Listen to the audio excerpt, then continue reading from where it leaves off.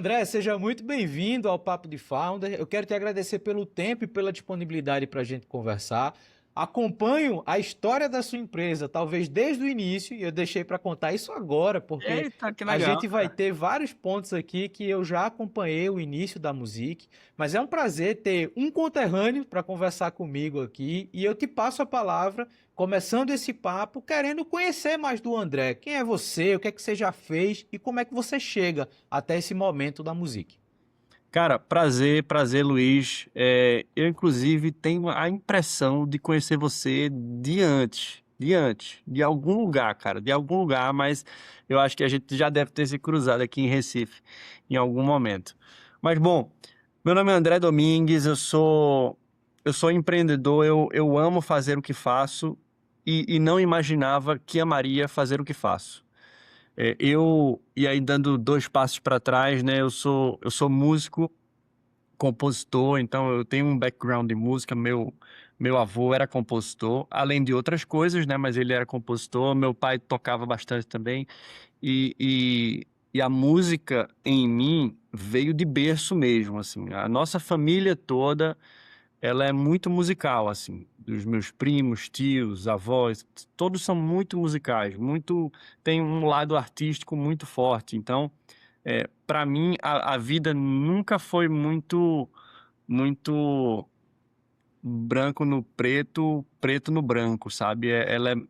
Sempre foi muito fluida, sempre teve esse lado artístico em tudo, assim, não só na hora de pintar um quadro ou fazer uma música, mas na hora de analisar uma planilha e ter uma reunião de negócios. Então, assim, eu sempre trouxe essa questão artística em mim e na minha profissão.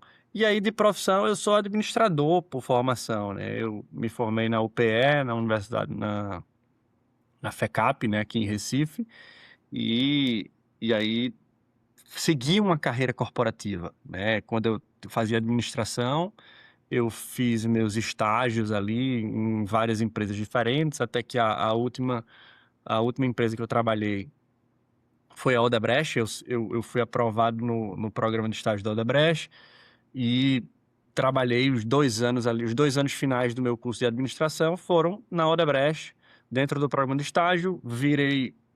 Me formei, virei trainee, fiz o programa de trainee completo, virei gestor dentro da Odebrecht e trabalhei muitos anos na Odebrecht. E a minha vida, e por formação familiar, ela sempre foi muito de seguir uma carreira em empresa privada. A gente, dentro da minha família aqui, núcleo familiar, a gente não tem casos, nunca tivemos casos de empreendedores, né, em série, e pessoas muito que tomam risco por natureza. Cara, não, os meus pais são servidores públicos, né? Eu tenho tios que seguiram carreira em empresa privada. Então, na minha cabeça, enquanto aluno de administração, a minha projeção ali, se você me perguntasse isso ali em 2000, sei lá, 2010, 2009, 2010, 2011, e me perguntasse quais eram meus planos para o futuro, era seguir uma carreira corporativa dentro de grandes empresas e tal. E assim foi dentro da Odebrecht, até que em 2014 eu decidi, um pouco antes de todo o escândalo, né, de corrupção ali com as grandes construtoras, governo federal e tal. Então, é, eu decidi sair da Odebrecht, eu pedi demissão da Odebrecht para fazer o meu MBA fora. Né? Eu tinha um sonho de fazer uma graduação, uma pós-graduação fora. Eu fiz meu MBA no Reino Unido, foi lá na Escócia. Então, eu morei um pouco mais de um ano lá, cursei o meu MBA, voltei para o Brasil e tentei me recolocar no mercado de trabalho. Então, foram ali, eu lembro que foram 3 meses mais ou menos, que eu tentei me recolocar no mercado de trabalho, porque eu ainda tinha em mente a minha construção de carreira em empresa privada. Só que aí, pô, final de 2015, início de 2016, o Brasil estava num momento, a presidente tinha sido impeachmentada, tinha todo aquele escândalo de corrupção já escancarado, pô, a Odebrecht uma das grandes envolvidas ali naquele esquema de corrupção. Então, eles apesar deles quererem, eu tive uma carreira muito bem sucedida na Odebrecht, graças a Deus, mas assim, eles não tinham mais espaço nem para mim, nem para muita gente, né? Então, eu não tive como voltar para minha carreira corporativa. Tentei me recolocar no mercado de trabalho, LinkedIn, amigos de amigos, né, e familiares, pô, manda meu currículo, me indica para alguém, para empresas que você possa conhecer, pessoas que trabalham em grandes empresas. E, cara, eu vou te falar, foram 3 meses de muita pesquisa, de muita busca por uma recolocação. E acredite, cara, eu passei 3 meses e não fui sequer convidado para uma entrevista de emprego. Nem para dizer quem eu sou e para a pessoa me conhecer. Eu não tive nem a oportunidade disso. Então, assim, foi uma fase muito difícil, assim. Eu lembro que eu estava triste na época, assim. Eu estava muito baixo astral. E, até que, pô, no início de 2016, vai fazer o que da vida, né? Vai continuar se submetendo a essa jornada de busca ou vai fazer alguma coisa diferente, né? Então, eu já tinha alguma ideia, teve alguns insights ali no início de 2016, até que eu, pô, chamei um amigo para a gente fundar uma empresa. E foi daí que surgiu a Music, né? Surgiu daí. Então, da gente, eu trouxe o conceito para ele, eu sou o cara, pô, de administração, de business, de operações, É, enquanto que esse meu amigo, ele era um cara de tecnologia, com formação em ciência da computação e tal. Então, pô, e ele é sempre foi um grande amigo meu. E aí a gente se juntou para fundar a Music. Aí nasceu a Music no início de 2016.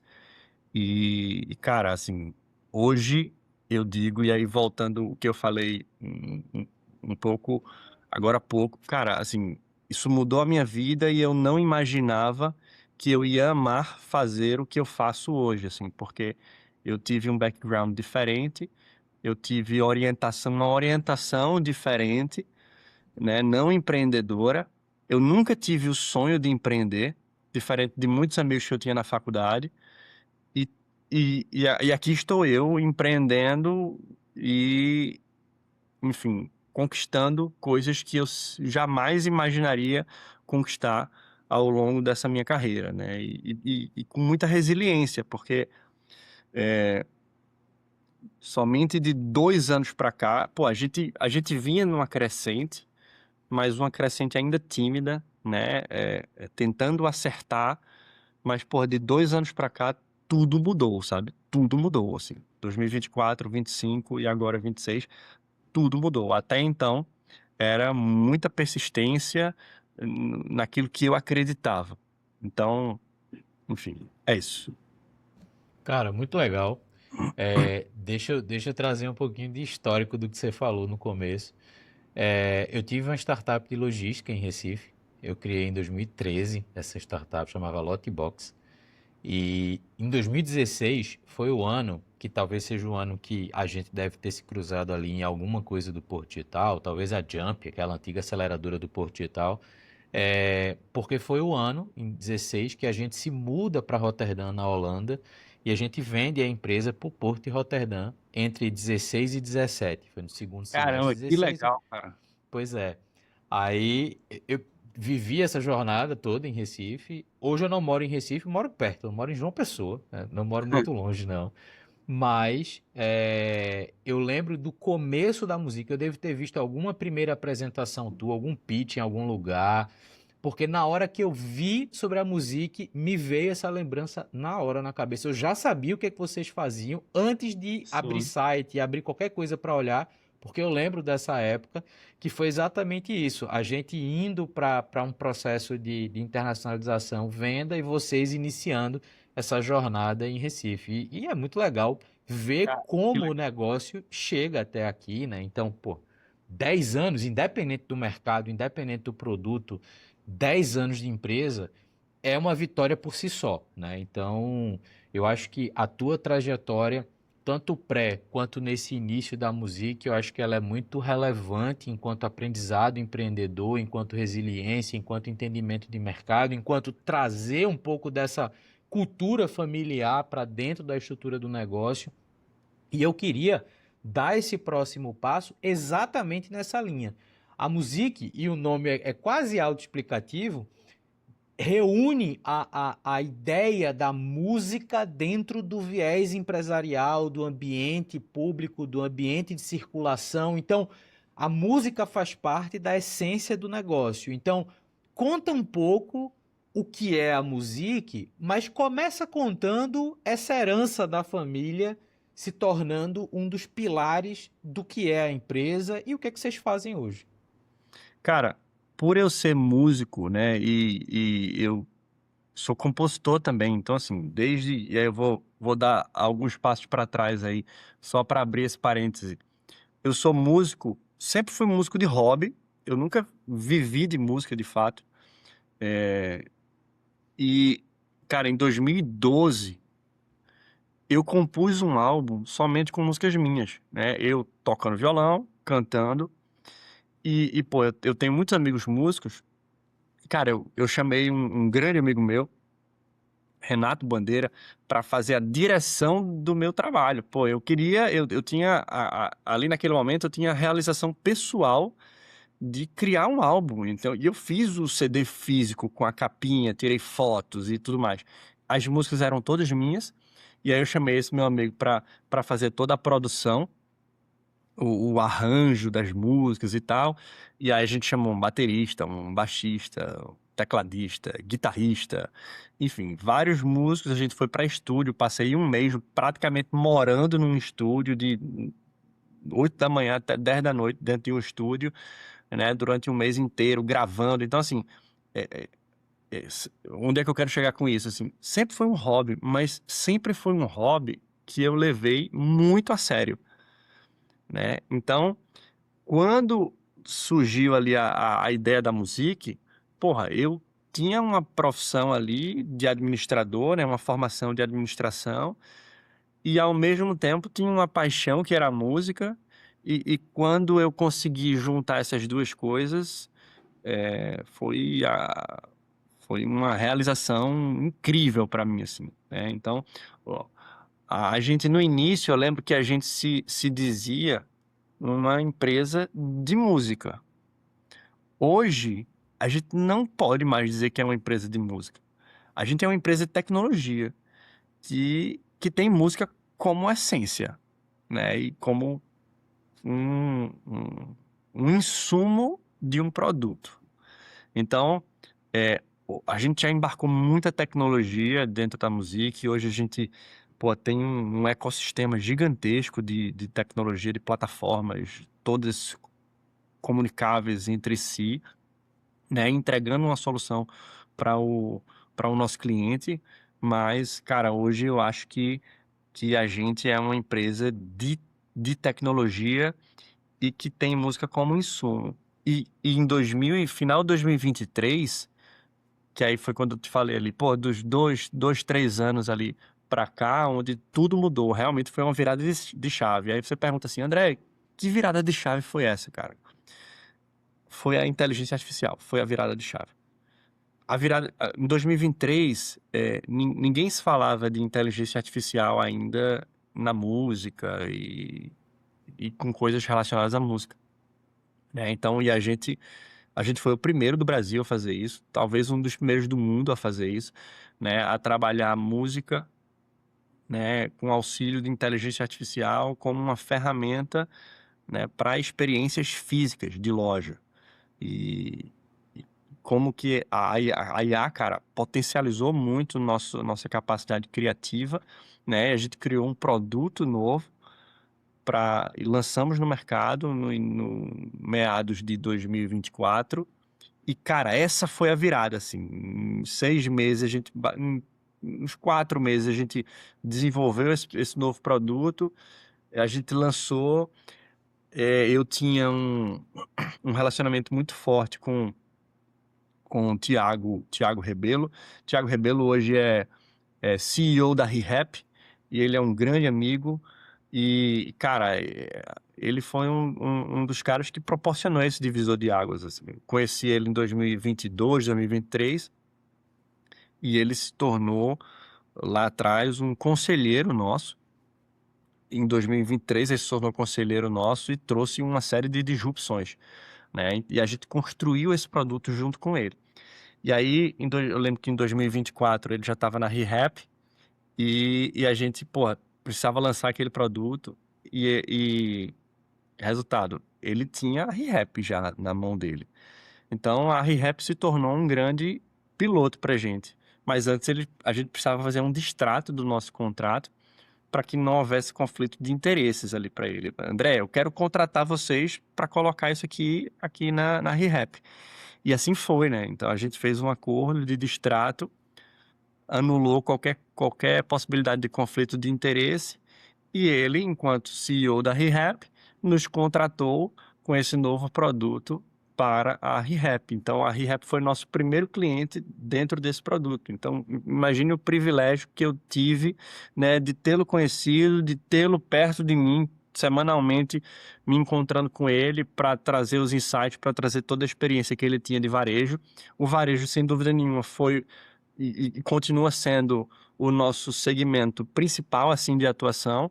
Então, pô, eu tive ali a faca e o queijo na mão, né? E tendo a ReHap, que é a maior rede de loja de brinquedo do Brasil, como um cliente para validar um novo produto da nossa empresa. Então, assim, isso foi uma coisa absurda, assim, que eu tenho uma gratidão enorme até hoje.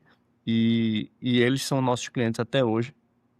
E através deles, através da ReHap e através de Thiago Rebelo, a gente conseguiu ter e através desse novo produto a gente conseguiu ter uma taxa de crescimento muito brusca, né? Assim, muito legal, assim.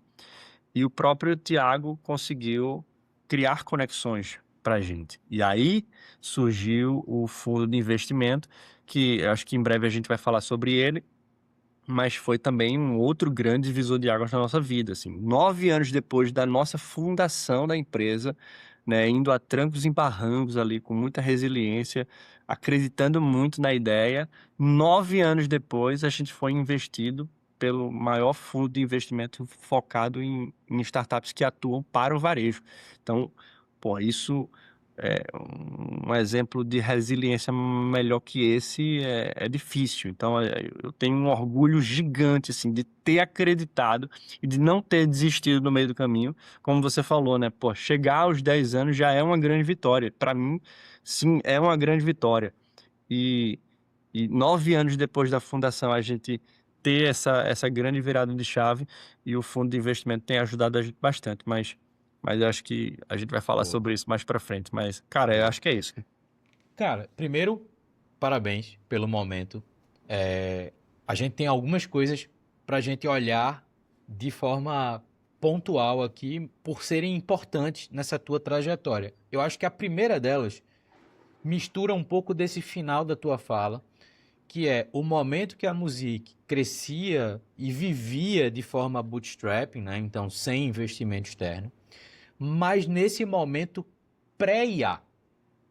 A IA é um ponto que eu quero explorar um pouco mais aqui. Eu já tinha inclusive separado falar sobre isso, e mesmo sem saber desse seu último produto, tá?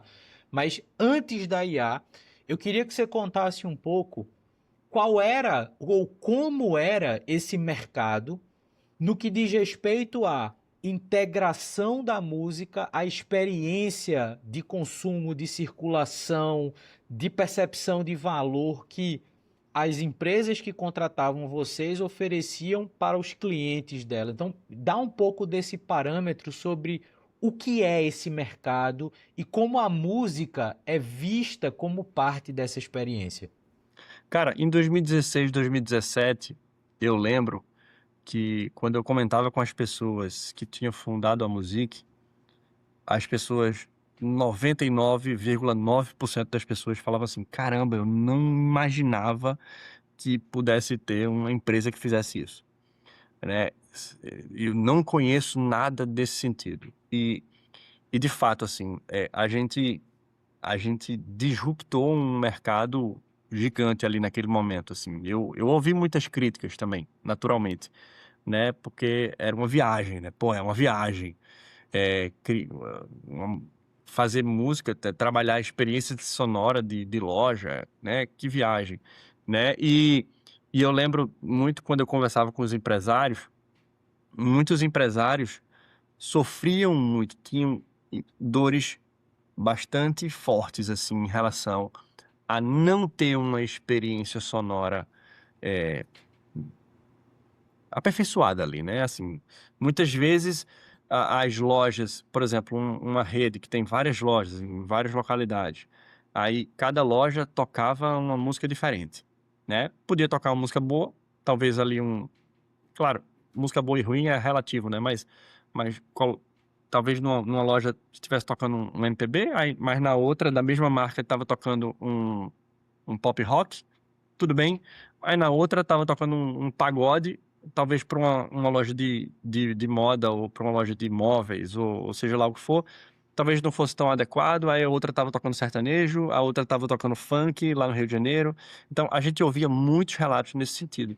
E a gente, você, tenho certeza, como consumidor, pô, a gente, quantas vezes você não entrou numa loja e estava tocando uma música completamente bizarra ali para a experiência de loja que você estava vivenciando, né? Então, assim, essa era a despadronização era uma grande dor. A música mal escolhida era outra grande dor. Além de outras dores, né? Talvez um pouco mais ou menos relevantes, mas existia uma dor latente ali no mercado, né? Então, por que não construir uma empresa que pudesse sanar essas dores, né? No final das contas, eu aprendi também a ser empreendedor, cara. O empreendedor vive de uma dor. Identifica uma dor e que cria uma solução para sanar uma dor. É isso, cara. No final das contas, é isso. E eu aprendi a ser empreendedor. Eu não sabia ser empreendedor. Eu aprendi a ser empreendedor. Então, é, esse foi o que mais me incomodava. Eu já eu conversava com empresas do segmento premium, assim, uma rede de marca de automóveis, por exemplo, premium, e que o cara sofria, porra, quando eu vou fazer uma visita surpresa na minha loja lá de Brasília e tá tocando um sertanejo, aí, ou tá tocando um forró universitário. Eu vou na minha loja do Rio de Janeiro, tá tocando funk. A gente via isso em todas as esferas, assim, do mundo business ali, das empresas, né? Desde empresas que atendem um público mais, talvez, C e D, até empresas que atendem um público A mais, assim, e os caras sofriam do mesmo jeito, sabe? Sofriam do mesmo jeito. Então, a gente começou a desenvolver uma plataforma onde pudesse integrar e padronizar essa experiência sonora, além do nosso conhecimento. Eu comecei a estudar muito sobre como a música, vibração, frequência, né, e outros critérios conseguiam influenciar o comportamento do consumidor, seja para o varejo, seja para uma clínica médica, um hospital, por exemplo. Um varejo, tu vai numa loja porque você quer. O hospital, você não vai porque você quer, você vai porque você precisa. Então, é outro universo. Então, assim, como é que as frequências, nível de BPM, a energia das músicas, e como é que isso influencia o nosso comportamento enquanto ser humano, né? O que é que isso traz de benefício para a gente, dentro de uma loja, ou dentro de um hospital, ou dentro de um parque de diversões, ou seja lá onde for, né? Então, eu comecei a estudar muito sobre isso. Eu já era músico, e aí comecei a me especializar mais sobre essa parte mais científica, né, da música. Aí comecei a dar palestra, e aí as palestras também fizeram a gente a trazer dar um pouco mais de credibilidade para o mercado, porque, pô, eu falei agora há pouco, em 2016 as pessoas criticavam, as pessoas não imaginavam que talvez isso fosse comprável, isso fosse um produto comprável pelo mercado, né? E aí as palestras começaram a dar mais autoridade e trazer mais uma credibilidade no mercado. E a empresa naturalmente foi crescendo por conta disso também. Então, eu ter me envolvido com palestras, comecei a dar palestra em turma do quarto período de administração da universidade fulana e tal. Até que eu estava dando palestra num evento, no maior evento de empreendedorismo de Maceió, que acontece no Centro de Convenções de Maceió, para mais de 1.000 pessoas, né? E que tinham outros palestrantes que eu jamais imaginei conhecer pessoalmente e tomar uma cerveja com o cara no dia. Cara, aí começou a tomar proporções violentas, assim, e aí veio a pandemia, pô, aí veio a pandemia. Aí a pandemia foi terrível pra gente, porque a gente atendia estabelecimentos, a gente proporcionava experiências físicas, né, para estabelecimentos físicos. Só que o cara estava fechado por decreto, né? O cara estava com o faturamento comprometido. O cara vai continuar a me pagar? Não vai, né? O cara não vai continuar a me pagar. Eu tive poucos grandes clientes grandes, de grande porte, que continuaram honrando o compromisso. Mas o que fez a gente sobreviver. A gente estava em modo sobrevivência. Então, foi ali um momento muito difícil para a gente. Um momento que facilmente eu poderia ter desistido. E seria extremamente bem justificado a desistência. Uhum. Mas não, vamos continuar aqui. Comecei a me envolver com outras coisas também, nesse meio do caminho. E aí, depois disso, aí em 2022, 2020 e 2021 foi terrível, 2022 a gente voltou a crescer, né? As empresas estavam prosperando, e aí eu comecei a dar consultoria também para grandes empresas, consultoria de experiência física, que estava totalmente relacionado, por exemplo, à minha palestra do TEDx, que foi sobre poder das experiências multissensoriais, como os sentidos envolvidos em uma experiência, né, consegue influenciar a percepção e o comportamento dessas pessoas. E aí isso se tornou uma consultoria de experiência física para redes varejistas.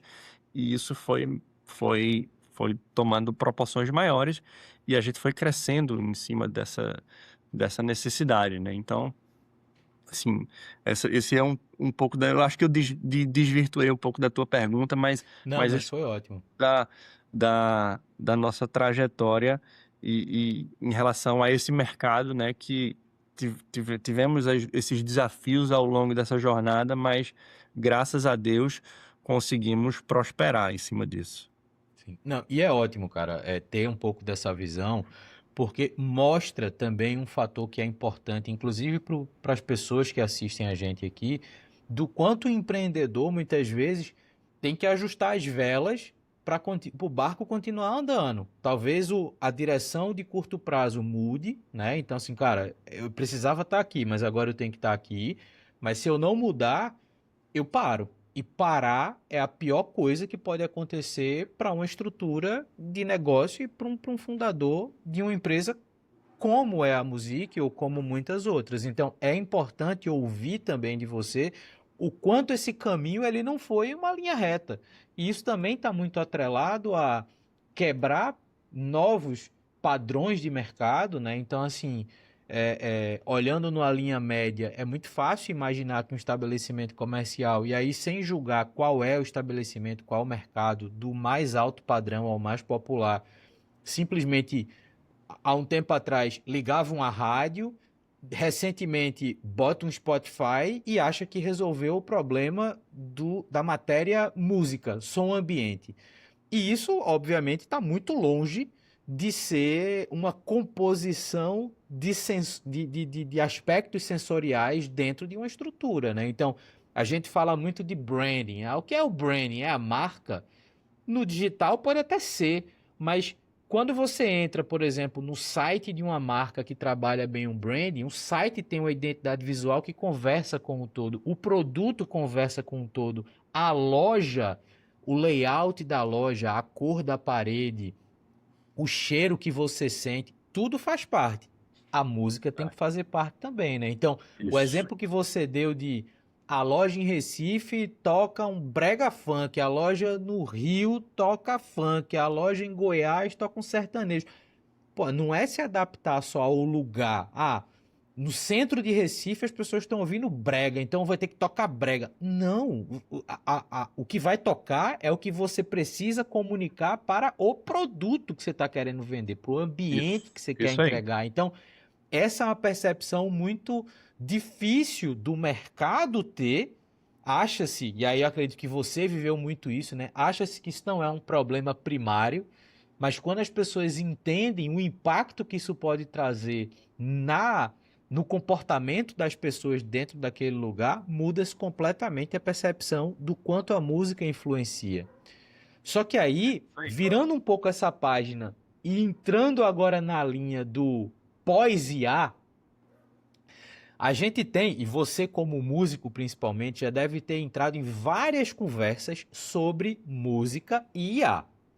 E muito do que se eventualmente discute, eu quero trazer isso agora para olhar para o teu produto atual com o IA, é o quanto a IA pode manipular o conceito música, manipular o conceito produção musical, composição musical, e que isso obviamente afeta em diferentes cenários e diferentes sentidos a atuação de músicos e músicas pelo país, né, e pelo mundo.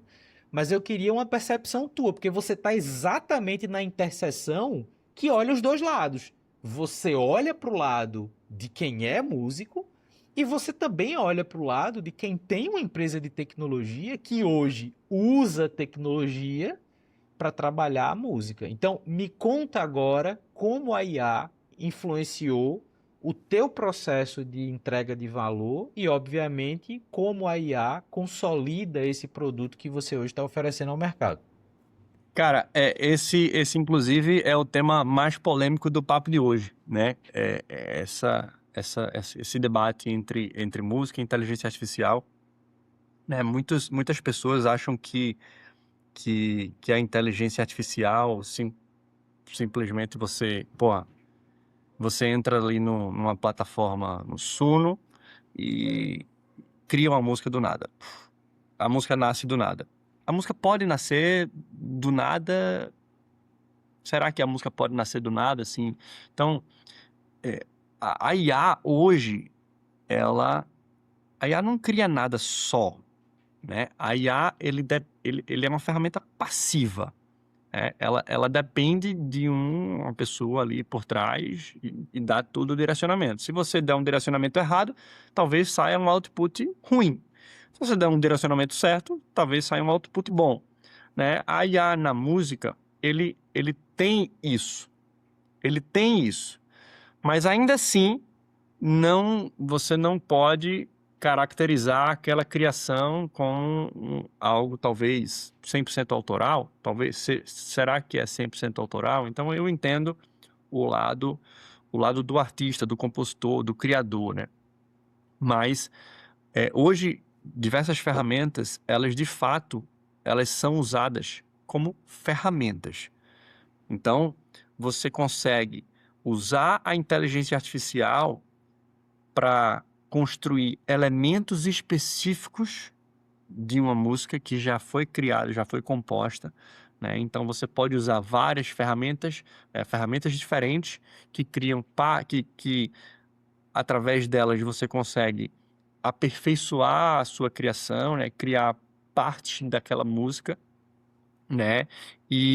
Mas no final das contas, o quanto de intelecto humano foi colocado ali dentro, né? Então, assim, esse aí você começa a entrar numa questão muito subjetiva, né? Porque você não pode perguntar para, sei lá, Caetano Veloso, como é teu processo criativo de compor uma música? O que é que ele vai te responder? Talvez ele não te responda nada. Ou talvez ele diga ali o formato, né? Talvez a ordem das coisas, se vem a melodia, se vem um instrumento, se a letra é criada antes, depois ele junta, né? Mas é uma pergunta muito pessoal, muito íntima, que o cara ele tem o direito de não te responder e tá tudo bem. Porque é a forma dele construir aquela música. Não existe uma receita de bolo para compor músicas. Existem várias formas diferentes e cada um tem a sua, né?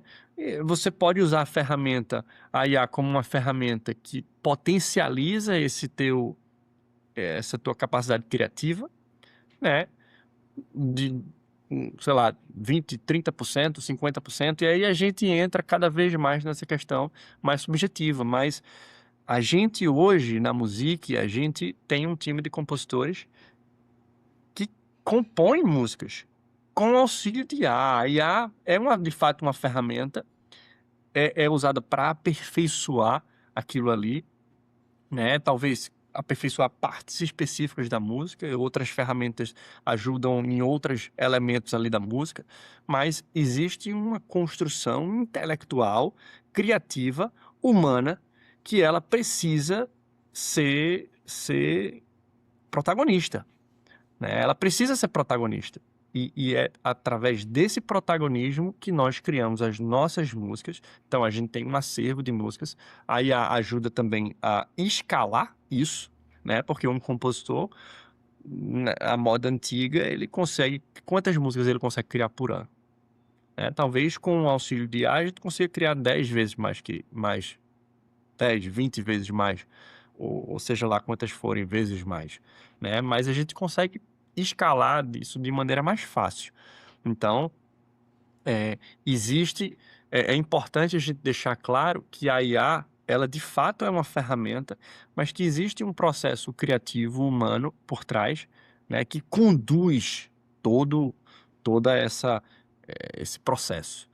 E aí, a partir daí, a gente consegue construir um acervo 100% autoral, né, com músicas dos quais somos proprietários delas, e a partir disso, respaldado pela lei de direito autoral, a gente consegue trazer um benefício que o mercado custou muito para ter, que é a isenção de pagamento de direito autoral, porque se as músicas são nossas, a gente, respaldado pela própria lei de direito autoral, né, tem um artigozinho lá que fala sobre isso, e a gente pode ceder o direito de uso das nossas músicas sem a necessidade do recolhimento do direito autoral sobre a execução delas.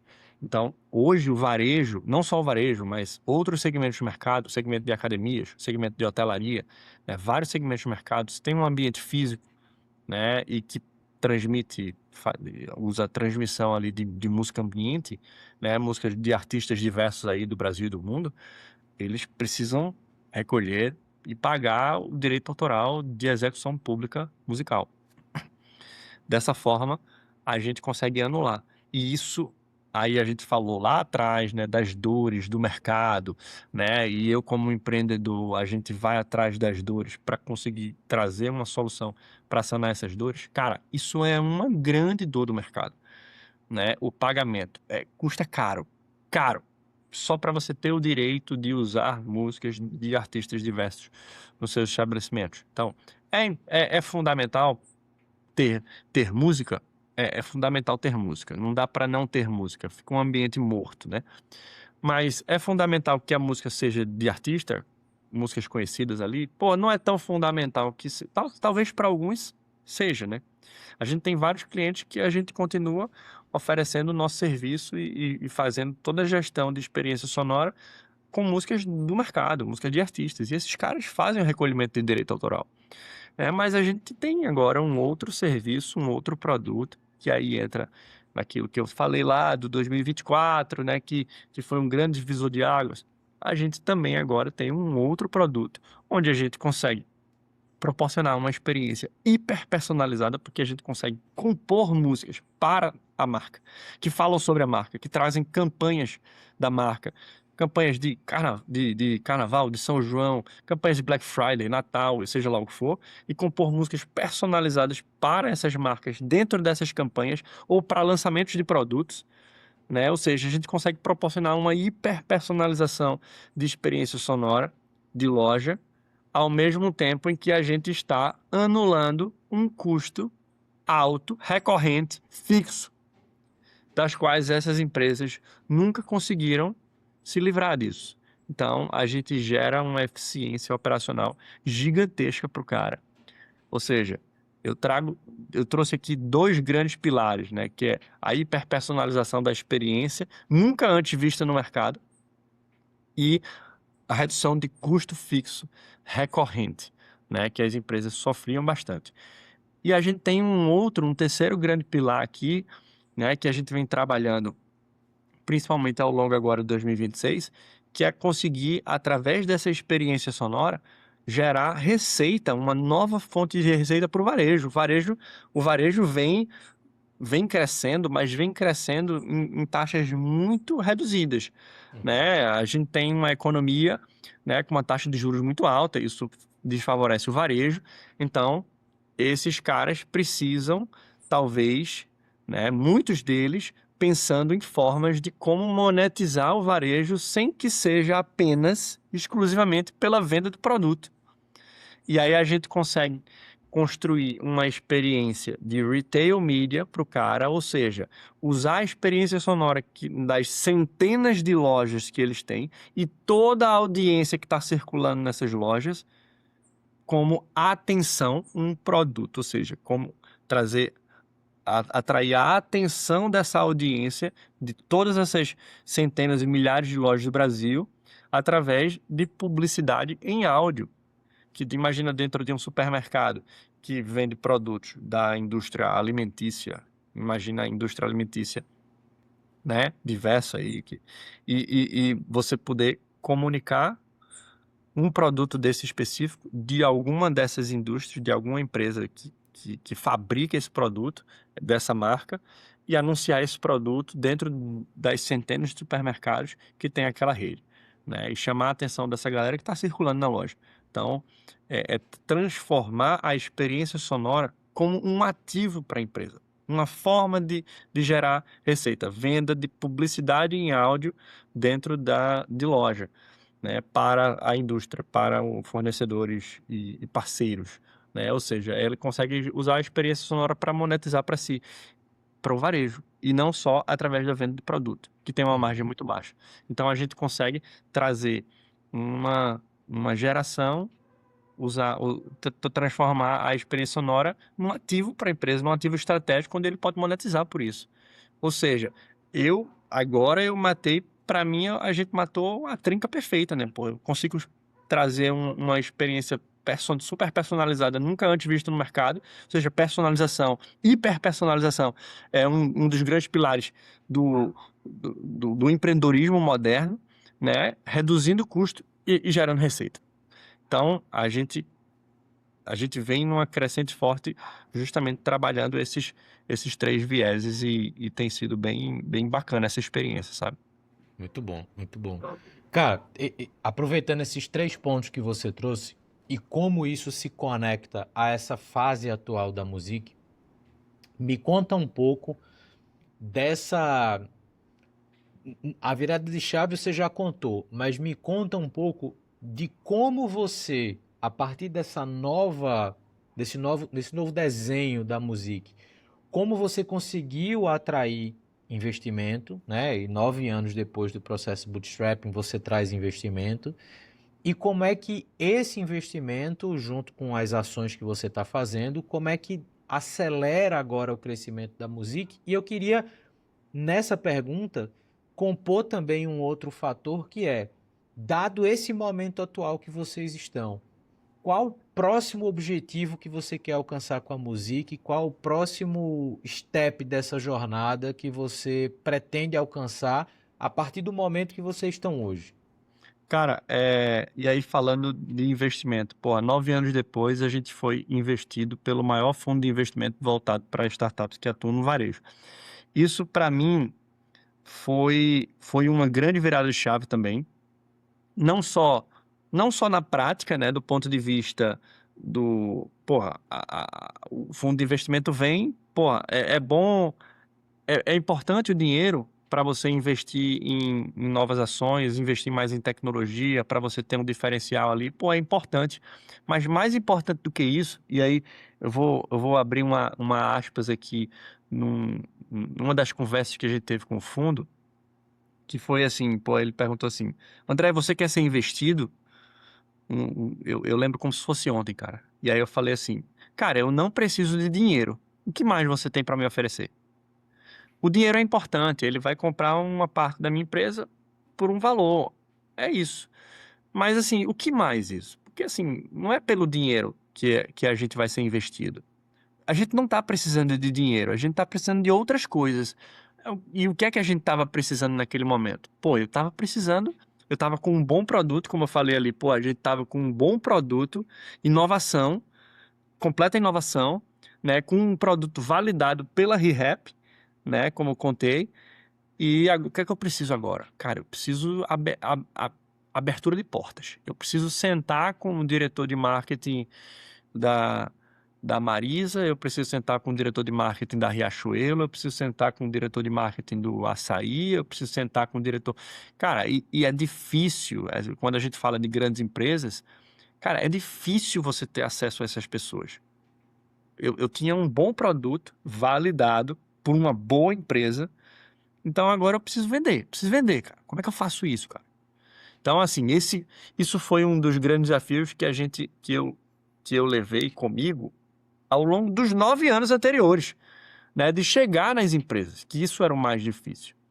Talvez vender nem fosse tão difícil assim, né? Uma vez que você é sentado numa mesa com um cara que decide e você vai fazer o pitch do seu produto, o cara, porra, eu tenho essa dor, você consegue sanar essa dor, vamos embora, vamos negociar valores aqui e vamos embora para frente, né? Mas sentar era mais difícil. E o que é que a High Partners trouxe como diferencial, né? Além do dinheiro, eles tinham as portas abertas das empresas. Os caras têm um grau de conexão absurdo dentro do varejo, principalmente dentro do varejo. Os caras focam nisso, né? E o varejo era o meu segmento. Ah, André, tu tem redes de academias? Tenho. Tem redes de hotéis? Tenho também, cara. Mas o varejo sempre foi o grande hype da música. E os caras vendiam isso, né? Vendiam toda essa abertura de portas do varejo. Ah, eu preciso conversar com o diretor de marketing da Cacau Show. Pô, os caras colocam em contato, sabe? E abrem uma porta para mim. Então, isso é o grande, porque a gente tinha um produto que a gente acreditava no nosso produto, tanto a Music quanto a própria High Partners. E a High Partners trouxe esse grande diferencial. E foi por isso que a gente aceitou, né? Porque a gente precisava disso. Eles tinham uma coisa que a gente não tinha e não tinha perspectiva de ter. E os caras trouxeram isso pra gente. Então, isso foi o grande pivô para o nosso crescimento, por exemplo, nos últimos 12 meses. Né? Os caras conseguem abrir portas. O nosso ciclo de fechamento com um grande cliente desses é relativamente longo. Então, eu preciso respeitar esse ciclo, mas chegar no cara sempre foi muito difícil. E a High Partners tem nos ajudado muito nessa jornada, assim. Eu tenho certeza que daqui para frente eles têm muito que contribuir para o crescimento da música. Isso tem acontecido e eu tenho certeza que vai acontecer, né? A gente tem participado através deles, né, das conexões que eles conseguem proporcionar. A gente tem participado de eventos importantíssimos, não só no Brasil, como no mundo todo. Então, a gente está indo agora para Nova York em janeiro, né? Em janeiro, novamente, né? Em janeiro desse ano. Todo janeiro tem a NRF, que é a maior feira de varejo do mundo, que acontece em Nova York, todo janeiro. Esse ano eu fui, junto com a High Partners, junto com outros grandes C-levels de redes varejistas, então a gente consegue se conectar muito forte com os caras, né? Ano que vem a gente vai novamente, né? Ao longo do ano a gente participa de vários eventos junto com a High Partners, né? E que geram muitas conexões, então, assim, sem dúvida nenhuma, a gente precisava da High Partners. E hoje, pô, 12, 13 meses depois da gente ter assinado o contrato com os caras, eu sou extremamente grato. É mais um ponto de gratidão que eu tenho da minha jornada, né? Eu contei a gratidão que eu tenho por Thiago Rebelo, né? Por ter transformado a gente. Contei a gratidão que eu tenho pela inteligência artificial, que também foi um grande divisor de águas. Eu tenho uma enorme gratidão pela High Partners, né? Por ter entrado ali na nossa jornada e estar de fato fazendo a diferença. Isso tem sido fundamental são coisas que eu nunca esqueço. Boa, boa. Cara, voltando agora para a gente fechar nosso papo, são 10 anos, André, à frente da Music, vivendo aí seus altos e baixos, vivendo essas mudanças de rota e, como você mesmo disse, não desistindo.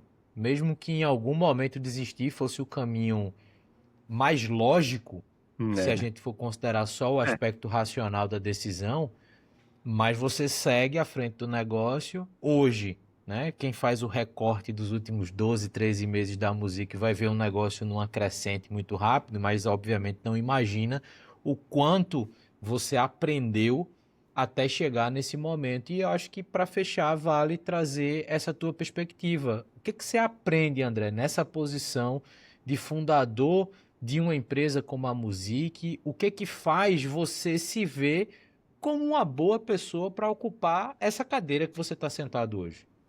Cara, eu. Uma das coisas que eu já falei aqui nesse papo é que eu aprendi a ser empreendedor. Por mais que a gente tenha disciplinas na faculdade sobre empreendedorismo, você não aprende sobre empreendedorismo. No fim das contas, você aprende a ser empreendedor sendo empreendedor. E você aprende errando. Eu aprendi a ser empreendedor e aprendi a errar nas decisões que a gente toma. Como CEO, né? A gente toma decisões diariamente. E a gente sabe que parte dessas decisões vai dar bom e parte vai dar ruim. E aí você aprende a errar também, né? Aprende a tomar decisões ruins. Eu lembro que antes da Music, e aí eu vou voltar, não é dois, três casas para trás, não. Eu vou voltar umas 5, 6, 7 casas para trás. Cara, eu sempre fui um jovem muito introvertido. Sempre fui. Desde a época de colégio, cara. Assim, eu sempre fui um cara muito na minha, muito introvertido. Eu era um cara de poucos amigos. Era bem relacionado, mas era um cara de poucos amigos. A Music e ser empreendedor dentro da Music me ensinou a não que ser introvertido seja uma coisa ruim, mas para minha posição eu aprendi a ser extrovertido. Eu tive que ser extrovertido ao longo dessa jornada e cada vez mais me relacionar melhor com as pessoas, me comunicar melhor. E aí, pô, a música me ensinou muito isso, porque quando eu, como eu te falei, né, eu sempre fui músico e tal.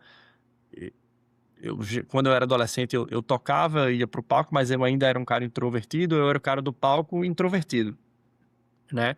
Quando eu gravei o meu álbum, né, com músicas minhas, que eu fui para estúdio e tal, isso, eventualmente, eu fazia um showzinho aqui e acolá, um voz e violão aqui e acolá, e isso me tornou a ser mais extrovertido, porque é palco, pô, é performance de palco. Independente de você estar dando uma palestra ou de você estar tocando voz e violão, cara, é performance de palco. Quando eu morei na Escócia, por exemplo, toda semana eu tinha um pub lá na Escócia, que toda semana tinha um dia na semana que era o meu dia. Era André from Brazil. André from Brazil é Sunday Nights. André from Brazil. Era domingo de noite, era eu no palco do pub, tocando para Deus e o mundo que estava lá dentro. E eu aprendi, pô, num país diferente, com um idioma diferente. Mas música é uma linguagem universal, né, cara? Então, eu aprendi ali no palco. Isso foi uma das grandes lições que a vida me deu, assim. Eu resolvi meter a cara a tapa ali para ir pro palco, para tocar. Foi muito bom, foi maravilhoso, assim. E eu comecei a interagir. Eu lembro que do primeiro showzinho que eu fiz ali, quando eu tinha, sei lá, fazia, sei lá, 2 semanas que eu tinha chegado na Escócia. Foi o meu primeiro show lá. E eu toquei o ano inteiro, cara. E nos últimos shows ali, já pro final, cara, eu conversava com todo mundo, no palco mesmo, eu no microfone, eu conversava com fulano que tava ali olhando, alguns ficam lá só bebendo cerveja e conversando, outros ficam olhando para você, pro músico tocar. Então eu interagia. E no final do show, eu lembro que eu descia do palco, terminou meu show, eu descia do palco e ia no bar lá pegar minha cerveja, para eu tomar cerveja, porque durante o show eu terminava não bebendo. E aí eu ia lá tomar cerveja. E aí as pessoas vinham, me abordavam e começavam a conversar comigo. Então eu passei a ser um cara mais social, mais extrovertido. E aí na música, posteriormente, comecei, como eu falei, eu comecei a dar palestra, né? Para eventos pequenos, depois médios, depois maiores. Mas, cara, a performance de palco enquanto palestrante, já eu lembro que, pô, eu usava técnicas que eu usava quando eu estava tocando voz e violão na Escócia, cara. Então, é, ser extrovertido foi uma das lições que eu tive na música e na minha posição como CEO. E você sabe isso, cara. A gente, como CEO, cara, a gente tem que estar se relacionando o tempo todo, né? Em eventos. Algumas vezes são eventos assim que tu estás ali meio que com uma máscara ali, com um personagem. Então você veste ali o personagem. Algumas vezes tu não tá nem afim de estar nesse ambiente tão social assim, pô, mas tu veste o personagem ali de CEO e vai lá e se relaciona com todo mundo e conversa com todo mundo. Então, isso foi, eu acho que foi a grande lição. E aí eu falo a lição para mim, enquanto André, pessoa física, que era um menino introvertido, e hoje eu sou um cara muito mais social, muito mais extrovertido, que falo com todo mundo, que me relaciono com todo mundo, sabe? Então, essa foi a grande lição que a música e que o empreendedorismo me ensinou, cara. Boa, boa. E isso é muito importante, cara, porque uma das grandes dificuldades que a gente vê em boa parte das fundadoras e fundadores que eu converso, que eu conheço, independente do podcast ou não, mas é muito essa dificuldade de se colocar em público. E aí, em público, pode ser uma rede social, pode ser um palco de um evento.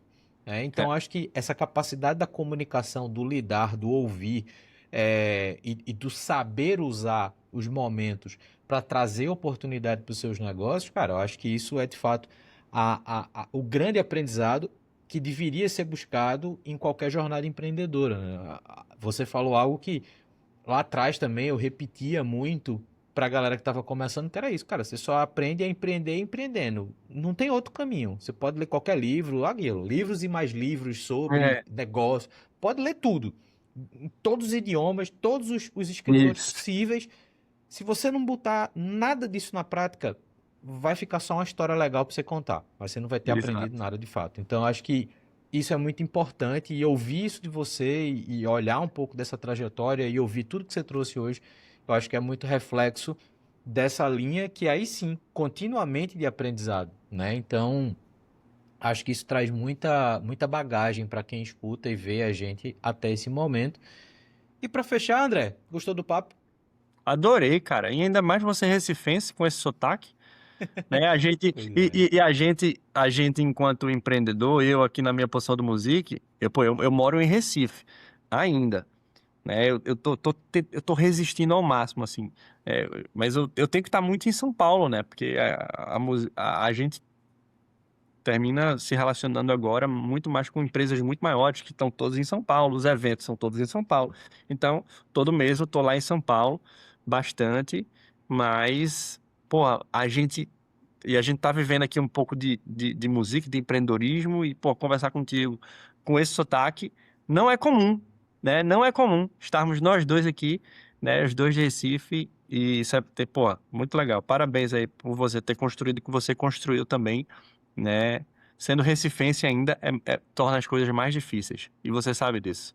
Pois é, pois é. E eu digo mesmo, assim, é muito difícil eu conversar com pessoas, e eu não vou dizer nem só de Recife, mas pessoas de qualquer estado do Nordeste, assim. Do Nordeste, do É, Nordeste. é- pois eu digo sempre para as pessoas que me recomendam pessoas para conversar que eu gostaria sempre de priorizar, primeiro, fundadoras, porque eu acabo falando muito com fundadores de negócio e tecnologia. A gente sabe que ainda não é um cenário de equidade, então eu Não, não é. gosto de priorizar fundadoras e eu gosto de priorizar aí fundadores e fundadoras de fora do eixo São Paulo, talvez São Paulo, Floripa, fora desses eixos, para a gente ouvir histórias diferentes.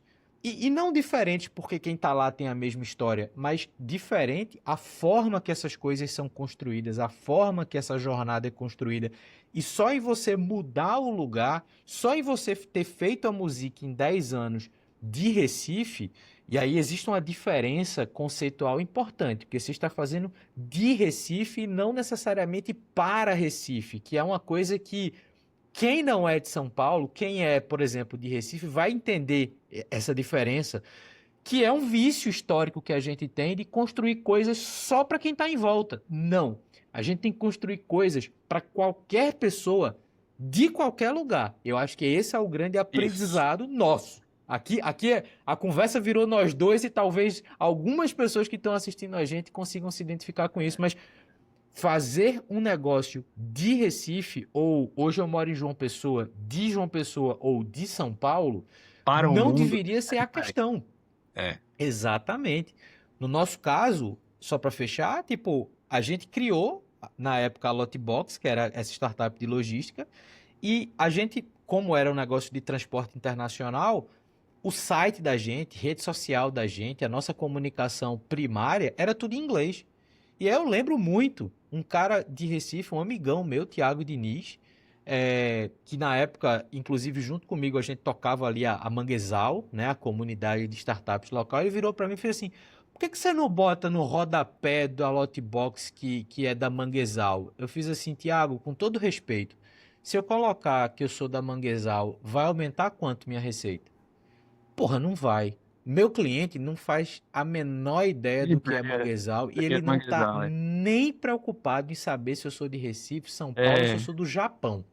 é. Entendeu? Então, tipo, essa é a proposta, assim, eu acho que a tua experiência, e aí particularmente eu gosto muito por isso, porque traz um pouco dessa visão fora do eixo. E é importante para quem está ouvindo a gente, inclusive quem está ouvindo a gente de São Paulo, entender que existem cenários e trajetórias empreendedoras que vão muito além, sem nenhum critério de julgamento, muito além da Faria Lima, entendeu? Então, acho que isso eu acho que é muito importante e eu te agradeço, André, de verdade, pelo papo, pelo tempo. Foi Para ótimo. quem chegou até aqui, eu deixo um recado importante que é tanto a trajetória do André quanto mais informações sobre a música também estão descritas aqui num texto que complementa esse vídeo. Então vai estar lá o LinkedIn do André. Acompanha o André, segue o que, é que ele está fazendo, segue o que, é que ele está falando, acompanha a música. Se você tem clientes do varejo ou se você faz parte do varejo, conheça a música, porque isso pode ser interessante também para o seu negócio. E a gente se vê no próximo Papo de Founder. Valeu! Valeu, Luiz. Um abraço. Um abraço a todos. Abraço.